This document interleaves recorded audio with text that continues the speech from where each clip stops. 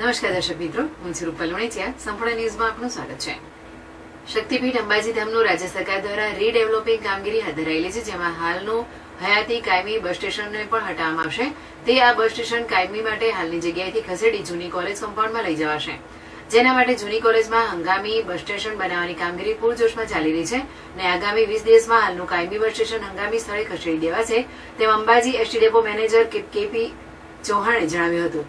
જ્યારે કાયમી નવા બસ સ્ટેશન માટે તેમણે જણાવ્યું હતું કે સરકાર જે જગ્યા ફાળવશે ત્યાં કાયમી નવું બસ સ્ટેશન બનશે તેમ KP Chauhan ST depot manager અંબાજીએ જણાવ્યું હતું. જો કે કાયમી નવું બસ સ્ટેશન અંબાજી ખાતે બની રહેલા રેલવે સ્ટેશનની સામે અંબાજીથી આશરે 3 કિલોમીટર દૂર બનશે તેવું ચર્ચાઈ રહ્યું છે, જેને લઈ લોકોમાં વિરોધ જોવા મળી રહ્યો છે.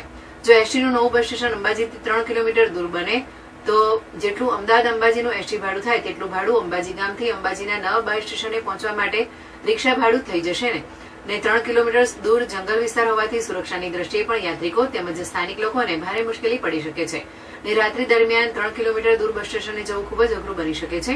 તેટલું જ નહીં, દાંતામાં નવું બસ સ્ટેશન દાંતા ગામથી દૂર બનાવતા તે ખંડેર બની ગયું છે. તેવી પરિસ્થિતિ અંબાજીના નવા બસ સ્ટેશનની થઈ શકે છે. તેને લઈ અંબાજીના જૂના કોટેજ હોસ્પિટલ પોલીસ સ્ટેશનની સામે અને નવી ભોજનાલયની પાસે અગાઉ નક્કી થયા પ્રમાણે તે સ્થળ પર નવું બસ સ્ટેશન બને તેવી લોકમાંગ ઉઠી છે. હાલનું કાયમી બસ સ્ટેશન ગામની વચ્ચે છે ને તેને 3 કિલોમીટર દૂર ખસેડવાના બદલે મંદિર ટ્રસ્ટની બની રહેલી નવી ભોજનાલયની પાસે અને પોલીસ સ્ટેશનની સામેની જૂની કોટેજ હોસ્પિટલવાળી જગ્યા પર બનાવવામાં આવે તો અંબાજીના લોકો સહિત યાત્રિકોના નાણાં વ્યયની સાથે સલામતીનો પ્રશ્ન પણ હલ થઈ શકે છે.